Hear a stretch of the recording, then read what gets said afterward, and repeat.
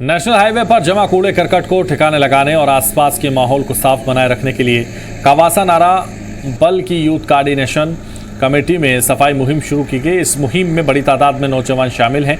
ये नौजवान पूरे इलाके में जमा कूड़े को, आपको बता दें, ज़मीन के अंदर ही जमा कर देंगे। कावासा के नौजवानों की पहल बेहद सराहनीय है। ये नौजवान अपने खर्चे पर जेसीबी लाकर सारा कूड़ा एकत्र कर रहे हैं ताकि साफ़ सफाई रह सके और ताकि इसका आलूदगी से साफ़ सफाई रहे और लोगों से गंदगी ना फैलाने को कहा गया ताकि आसपास का माहौल भी साफ़ रह सके।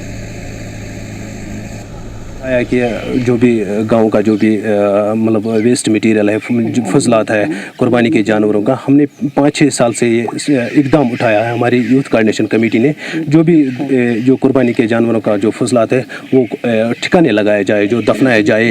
इससे भी हमारी मैसेज जो बाकी आवाम तक है, बाकी हमसाया गाँवों तक है कि वो अपने इर्द गिर्द माहौल को साफ़ सुथरा रखे। और गवर्नमेंट से भी हम गुजारिश करते हैं कि हमारा जो गाँव का जो गाँव में जो उन्होंने डस्टबिन लगाए हैं उनको भी ठिकाना लगाया जाए अच्छी तरह से, ताकि आइंदा बीमारियों से हम बच जाएं।